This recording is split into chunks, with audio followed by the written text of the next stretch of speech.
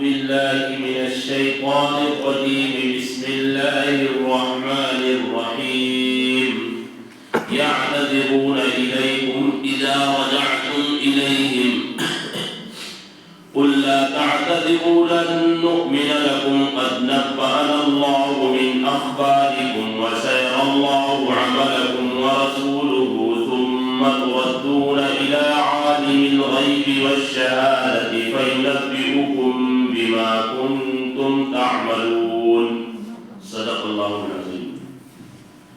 کل کی تراویح میں 1.5 پارے کی تلاوت کی گئی تھی. آج آپ کے سامنے جو خلاصہ تفسیر پیش ہوگا وہ 11ویں پارے سے انشاءاللہ پیش ہوگا. غزوہ تبوک پر آپ صلی اللہ علیہ وسلم جب تشریف لے گئے تو وہاں سے واپسی پر یہ آیتیں اتری. آپ صلی اللہ علیہ وسلم سے فرمایا گیا کہ جب آپ لوگ منافقین کی طرف جائیں گے تو وہ لوگ آپ سے ہیلے اور بہانے بنائیں گے اور وہ آپ سے قسمیں کھا کر کے کہیں گے کہ ہم اپنی مجبوری کی وجہ سے پیچھے رہ گئے. آپ ہرگز ان سے راضی مت ہونا. اگر آپ راضی ہو بھی گئے تو اللہ تبارک و تعالیٰ ان سے کسی صورت میں راضی نہیں ہوں گے. اسی طرح آگے اللہ تبارک و تعالیٰ نے ان انصار اور مہاجرین کے متعلق ارشاد فرمایا جو سب سے پہلے ایمان لانے والے تھے کہ اللہ تبارک و تعالیٰ ان سے راضی ہو گیا اور وہ لوگ اللہ سے راضی ہو گئے. اسی طرح آگے اللہ تبارک و تعالیٰ نے منافقین کے ایک شریر گروہ کا ذکر فرمایا جس نے ایک مکان بنایا تھا اور اس کا نام مسجد رکھا تھا، جس میں انہوں نے اپنی پلاننگ سے یہ طے کیا تھا کہ اس میں ہم سب لوگ بیٹھ کر میٹنگ کریں گے مسلمانوں کو نقصان پہنچانے کے لیے، کفر کی باتیں کرنے کے لیے اور ساتھ ہی ساتھ مسلمانوں میں پھوٹ ڈالنے کے لیے. اللہ تبارک و تعالیٰ نے فرمایا کہ یہ مسجد نہیں ہے بلکہ انہوں نے اس کا نام مسجد رکھ رکھا ہے. جب آپ وہاں پہنچیں تو اس مسجد کو ڈھا دیں. اصل میں ان لوگوں نے آپ سے یہ کہا تھا کہ اس مسجد کا افتتاح آپ کر دیجئے اور یہ مسجد قباء سے بہت قریب تھی. آپ صلی اللہ علیہ وسلم سے انہوں نے یہ کہا کہ بہت سے بوڑھے کمزور لوگ ایسے ہیں جو مسجد قباء تک نہیں پہنچ سکتے، اس لیے ہم نے یہ مسجد تیار کر رکھی ہے. اللہ تبارک و تعالیٰ نے رسول اللہ صلی اللہ علیہ وسلم کو وحی کے ذریعے بتا دیا کہ یہ مسجد نہیں ہے، آپ اس کے افتتاح کے لیے مت جائیے، آپ اسے تباہ و برباد کر دیجیے. چنانچہ 2 صحابہ کرام کو آپ نے بھیجا اور ان دونوں نے اسے جلا کر خاکستر کر دیا. اللہ تبارک و تعالیٰ نے مسجد قباء اور مسجد نبوی کی تعریف بیان فرمائی اور یہ فرمایا کہ یہ 2 مسجدیں ایسی ہیں جن کی بنیاد تقوی پر رکھی گئی ہے. آپ ان دونوں کے اندر نماز پڑھیں اور ان دونوں کے اندر نماز پڑھنے والے ایسے لوگ ہیں جو بہت زیادہ پاکی اور صفائی حاصل کرنے والے ہیں اور اللہ تبارک و تعالیٰ بہت زیادہ پاکی اور صفائی حاصل کرنے والوں کو قبول فرماتے ہیں، پسند فرماتے ہیں. آگے اللہ تبارک و تعالیٰ نے اہل ایمان کے متعلق یہ ارشاد فرمایا کہ ایمان والوں کی جان اور ان کے مال ان دونوں کے بدلے اللہ تبارک و تعالیٰ نے انہیں جنت دے رکھی ہے. اور جب یہ مال اور یہ جان ہمارے نہیں ہے، اللہ تبارک و تعالیٰ کے ہیں، تو ہمیں اپنی جان کو اور اپنے مال کو اللہ تبارک و تعالیٰ کے بتلائے ہوئے طریقے کے مطابق بھی استعمال کرنے ہیں، کیونکہ اللہ تبارک و تعالیٰ نے ان دونوں کے بدلے میں جنت کا وعدہ فرما رکھا ہے. آگے اللہ تبارک و تعالیٰ نے ابراہیم علیہ السلام کے متعلق ارشاد فرمایا کہ ابراہیم علیہ السلام اپنے والد آزر کے لیے دعائیں کرتے رہتے تھے، استغفار کرتے رہتے تھے کہ میرے والد کی مغفرت فرما دیجئے، میرے والد کی مغفرت فرما دیجئے. لیکن جب یہ بات واضح ہو گئی کہ یہ شخص اللہ کے نافرمانوں میں سے ہے اور اس کی موت بھی نافرمانی اور کفر کی حالت میں آئے گی، تو حضرت ابراہیم علیہ السلام نے اس کے لیے استغفار کرنا چھوڑ دیا۔ اسی طرح آگے اللہ تبارک و تعالیٰ نے یہ بات ارشاد فرمائی ان لوگوں کے تعلق سے جو لوگ غزوہ تبوک میں پیچھے رہ گئے تھے اور وہ مخلص مسلمان تھے۔ ایسے 10 لوگ تھے جو اپنی سستی اور کاہلی کی وجہ سے پیچھے رہ گئے تھے۔ ان تین لوگوں کے نام حضرت کعب بن مالک، ہلال بن امیہ اور مرارہ بن ربیع، ان تینوں کے نام جو ہے آتے ہیں۔ اور اسی طرح 7 لوگ ایسے تھے جو اور پیچھے رہ گئے تھے، اور ان 7 میں سے ایک حضرت ابو لبابہ رضی اللہ عنہ تھے۔ جب آپ صلی اللہ علیہ وسلم غزوہ تبوک سے واپس آتے ہیں تو یہ بہت پچھتاتے ہیں کہ ہمیں بھی چلے جانا چاہیے تھا۔ اصل میں اس وقت کھجوریں پک رہی تھی اور کھجوروں پر گزر بسر ان کا ہوا کرتا تھا۔ حضرت کعب بن مالک رضی اللہ عنہ یہ بیان فرماتے ہیں، تفصیل کے ساتھ واقعہ لکھا ہوا ہے کہ میں یہ سمجھا کہ میرے پاس تیز رفتار گھوڑے ہیں، میں جلدی سے ان تک پہنچ جاؤں گا، لیکن یہ سوچتے سوچتے میں رہ ہی گیا اور وہ قافلہ واپس آ گیا۔ مجھے بہت پشیمانی ہوئی۔ اللہ کے رسول صلی اللہ علیہ وسلم نے فرمایا کہ اب 50 دنوں تک ان سے کوئی نہ گفتگو کرے گا اور نہ ہی کوئی بات چیت کرے گا۔ پہلے 40 دن تھے، اس کے بعد 10 دنوں کا اور اضافہ ہو گیا، لیکن انہوں نے سچ سچ بتا دیا کہ ہم اپنی سستی اور کاہلی کی وجہ سے پیچھے رہ گئے تھے، کسی اور وجہ سے نہیں۔ منافقین بھی بہت سارے پیچھے تھے، وہ نہیں کہتے، لیکن انہوں نے مختلف قسم کے بہانے بنائے۔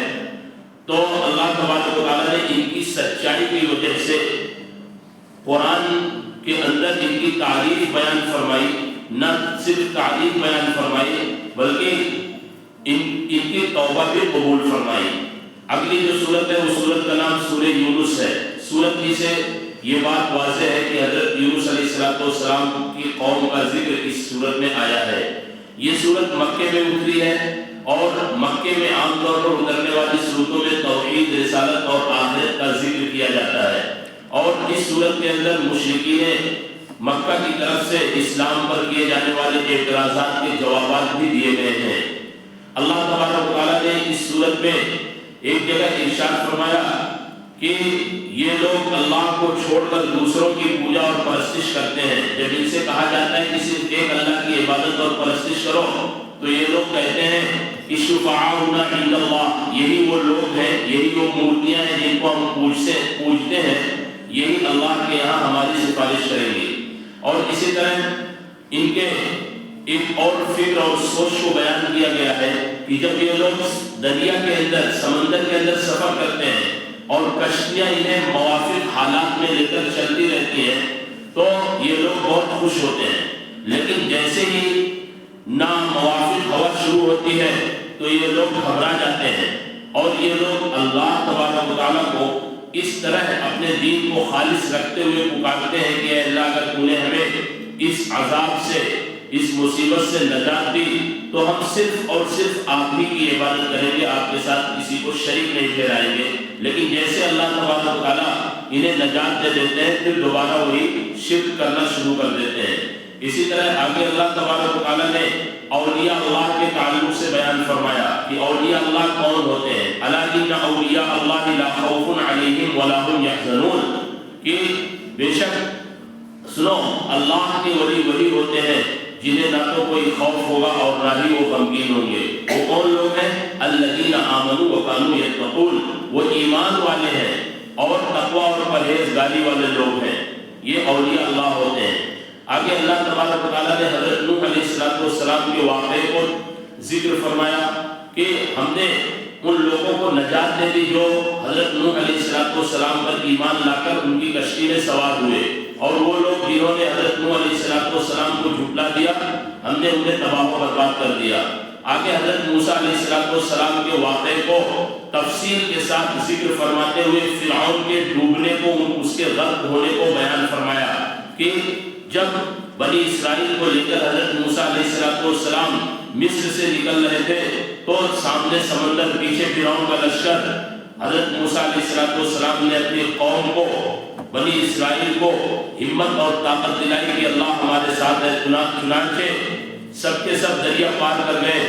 جب فرعون اپنے لشکر سمیت دریا کے اندر پہنچا تو ڈوبنے لگا، تو وہ ڈوب گیا۔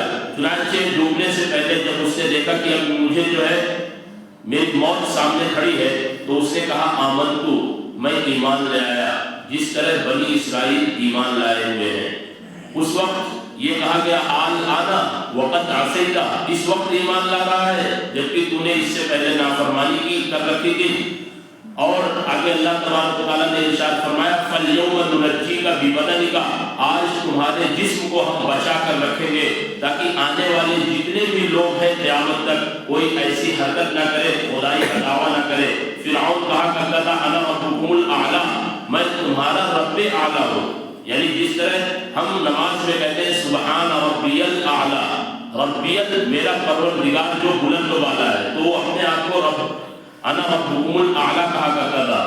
اللہ تبارک و تعالیٰ نے اس کی لاش کو آج بھی بچا کر رکھا ہے، اور سائنس یہ کہتی ہے کہ یہ وہی فرعون ہے جو حضرت موسیٰ علیہ السلام کے زمانے میں تھا۔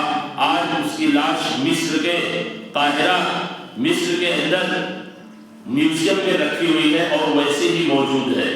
آگے اللہ تبارک و تعالیٰ نے ارشاد فرمایا حضرت یونس علیہ السلام کے قوم کے تعلق سے کہ حضرت یونس علیہ السلام اپنی قوم کو یہ بتلا کر چلے گئے کہ تم پر عنقریب عذاب آنے والا ہے۔ چنانچہ جیسے ہی قوم نے یہ دیکھا کہ کچھ نشانیاں ظاہر ہو رہی ہیں، فوراً وہ لوگ ایمان لے آئے، رونے لگے، گڑ گڑانے لگے۔ اللہ تبارک و تعالیٰ نے ان کے رونے اور گڑ گڑانے کو قبول کرتے ہوئے ان کی توبہ قبول فرمائی۔ حالانکہ دو وقت ایسے ہوتے ہیں کہ جب موت سامنے آ کر کے کھڑی ہو جائے، اس وقت یا پھر کوئی نزع کی حالت میں ہو، جس وقت جنت اور جہنم ان کے سامنے ہوتی ہے تو اس وقت توبہ قبول نہیں ہوتی ہے۔ حضرت یونس علیہ السلام کی قوم کی توبہ اللہ تبارک و تعالیٰ نے قبول فرمائی۔ اگلی جو صورت ہے اس صورت کا نام سورہ ہود ہے۔ سورہ ہود میں بھی حضرت نوح علیہ السلام، حضرت ہود علیہ السلام، حضرت صالح علیہ السلام، حضرت لوط علیہ السلام اور اسی طرح حضرت شعیب علیہ السلام کے واقعات کو تفصیل سے ذکر فرماتے ہوئے کفار قریش کو آگاہ کیا گیا کہ تم سے پہلے جتنی امتیں گزری ہیں انہوں نے اپنے انبیاء کرام کی نافرمانی کی، اور نافرمانی کی وجہ سے اللہ تبارک و تعالیٰ نے انہیں تباہ و برباد کر دیا۔ چنانچہ یہ بات ذکر فرمائی کہ اگر کوئی شخص ہے وہ نبی ہے اور اس کا بیٹا کافر ہے تو اس کی نبوت اس کے بیٹے کو نہیں بچا سکتی۔ اگر کسی نبی کی کوئی بیوی ہے اور وہ کافرہ ہے تو اس کی نبوت اس کے بیوی کو نہیں بچا سکتی جب تک کہ وہ ایمان نہ لے آئے۔ حضرت نوح علیہ السلام کے واقعے کو تفصیل کے ساتھ اس میں ذکر فرمایا گیا۔ اسی طرح حضرت ہود علیہ السلام کے واقعے کو، اسی طرح حضرت ابراہیم کا تھوڑا سا تذکرہ کیا گیا کہ جب حضرت لوط علیہ السلام کے پاس فرشتے جا رہے تھے ان کی بستی کو، ان کی قوم کی بستی کو پلٹنے کے لیے، تو سب سے پہلے حضرت ابراہیم علیہ السلام کے پاس آئے اور فرشتے انسانی شکل میں آئے۔ حضرت ابراہیم علیہ السلام پہچان نہیں سکے، چنانچہ حضرت ابراہیم علیہ السلام نے جب دیکھا کہ ہمارے یہاں مہمان آئے ہوئے ہیں تو بھنا ہوا بچڑا لائے، ان کے سامنے پیش کر دیا، لیکن وہ ہاتھ نہیں بڑھا رہے تھے کھانے کے لیے، کیونکہ فرشتے نہ کھاتے ہیں، نہ پیتے ہیں، نہ سوتے ہیں، ان کی کوئی خواہش نہیں ہوتی ہے، وہ صرف اللہ کی عبادت کرتے ہیں۔ تو حضرت ابراہیم علیہ السلام ڈر گئے کہ یہ کیسے مہمان ہیں جو کھانے کی طرف ہاتھ ہی نہیں بڑھا رہے ہیں۔ اصل میں اس لیے ڈر گئے کیونکہ اس وقت ایسا ہوتا تھا کہ اگر کوئی کسی کے یہاں مہمان بن کر کے پہنچتا تھا اور اس کا پیش کیا ہوا کھانا یا اس کی پیش کی ہوئی چیز نہیں کھاتا تھا تو سامنے والا ڈر جاتا تھا کہ یہ ہمارا دشمن ہے، اس لیے جو ہے کچھ نہیں کھا رہا ہے۔ اور اس وقت ایسا تھا کہ اگر کوئی شخص کسی کا نمک کھا لے، مطلب اس کے یہاں کچھ کھا لے، تو اس کے خلاف کوئی کام نہیں کرتا تھا۔ اس لیے اس وقت کے حالات کو سامنے رکھتے ہوئے حضرت ابراہیم علیہ السلام ان فرشتوں سے جو انسانی شکل میں آئے تھے ان سے ڈر گئے اور یہ کہا کہ تم لوگ کیوں نہیں ہاتھ اپنے آگے بڑھا رہے ہو؟ انہوں نے کہا کہ ہم فرشتے ہیں، ہم دو چیزوں کے لیے آئے ہیں، ایک تو ہم حضرت اسحاق علیہ السلام کی خوشخبری دینے کے لیے آئے ہیں جو آپ کے بیٹے ہوں گے، اور دوسرے حضرت لوط علیہ السلام کے پاس ہم جا رہے ہیں ان کی قوم کو سزا دینے کے لیے، ان کی بستی کو پلٹنے کے لیے۔ تو آگے جو ہے اللہ تبارک و تعالیٰ نے جو ہے ارشاد فرمایا کہ تم لوگ نمازوں کی پابندی کرو، خصوصاً دونوں طرف کی نمازوں کو۔ اس سے مراد فجر اور عصر ہے، کچھ لوگوں نے کہا اس سے مراد فجر اور مغرب ہے، اور رات کے کچھ حصے میں مغرب، عشاء اور تہجد، اس میں بات آ گئی۔ سورت کے آخر میں اللہ تبارک و تعالیٰ ارشاد فرما رہے ہیں وَلِلَّهِ غَيْبُ السَّمَاوَاتِ وَالْأَرْضِ، کہ اللہ ہی کا ہے جو کچھ آسمان و زمین کے اندر پوشیدہ ہے، اور اسی کی طرف تمام کے تمام معاملات کو لوٹایا جاتا ہے، اور اللہ تمہارے اعمال سے غافل نہیں ہے۔ اسی پر سورہ ہود کا اختتام ہوتا ہے۔ اللہ تبارک و تعالیٰ ہم سب کو صحیح طریقے پر قرآن کریم پڑھنے، سمجھنے، اس پر عمل کرنے والا بنائے۔ قرآن کریم کے ذریعے ہمارے شہر، ملک اور عالم اسلام کی حالات تبدیل فرمائے۔ سبحان اللہ و بحمدہ، سبحانک اللہم و بحمدک، اشہد ان لا الہ الا انت، استغفرک و اتوب الیک۔ سبحان ربک رب العزۃ عما یصفون، وسلام علی المرسلین، والحمد للہ رب العالمین۔